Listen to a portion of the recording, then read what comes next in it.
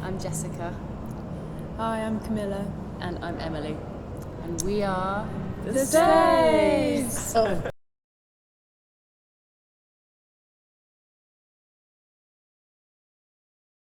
Barbecue, maybe an ice cream sundae with bacon on Some top. bacon on it.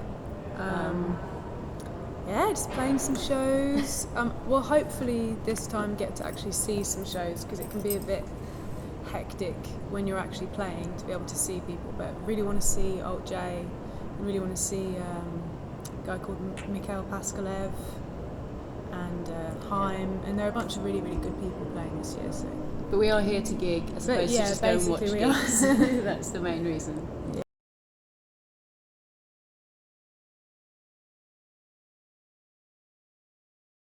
I think just as fans. Yeah, I think any networky thing that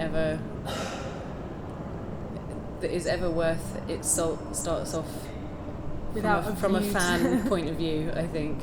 Otherwise it's weird.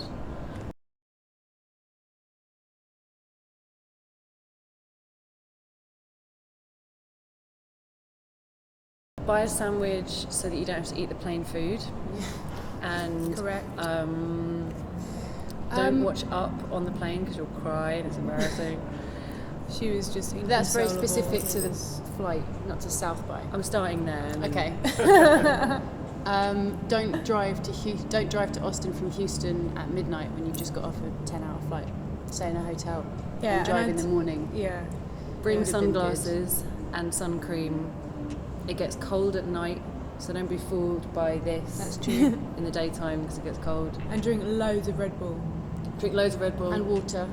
Only plan to see one thing a day, because if you plan your itinerary too much, it becomes restrictive and you'll get pulled away from going with the flow. And the best thing is the random stuff that happens, because last year we just met so many people and they might be going somewhere that you hadn't planned on going to, and you end up going with them, and then that changes your whole course of your day. And so if you schedule in one show and then leave the rest to fate, you'll be in good hands. Mm-hmm.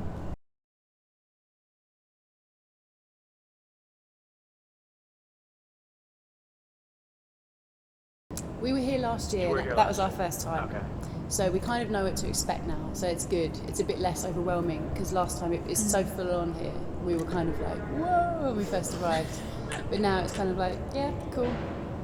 People playing brass in the streets and people dressed as cheerleaders running around, and it's cool.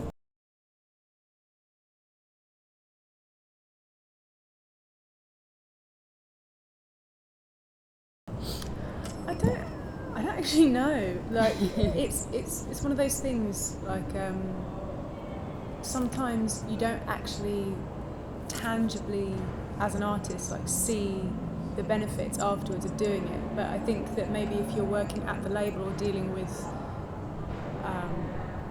understanding ticket sales or album sales or radio play or something, I think that's really where it's going to be really beneficial. Yeah, I think it's recognition within the industry. Yeah, within the... Because I know a lot of unsigned bands come and I think look for kind of fame and fortune from South by. I remember last year seeing people busking and throwing their CDs at people walking past, and so I guess if you were plucked from obscurity at South by, that could be a huge career-changing thing. But when you are already a kind of established band, I think it's the effects are sort of slightly different. So maybe a bit less obvious. it varies, doesn't it? Some people have a... And I don't know what you can ever aim to get out of anything. You just kind of have to go and play the best that you can play, and just